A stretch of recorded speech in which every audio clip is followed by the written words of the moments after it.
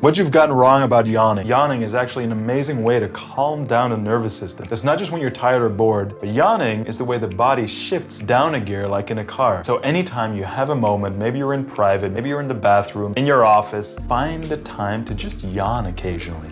It's such an amazing way to calm down the nervous system. So go for it. It's gonna feel great. Give it a good old yawn and stretch. And remember, for extra effect, don't hold your hand in front of your mouth, but really extend. Blah.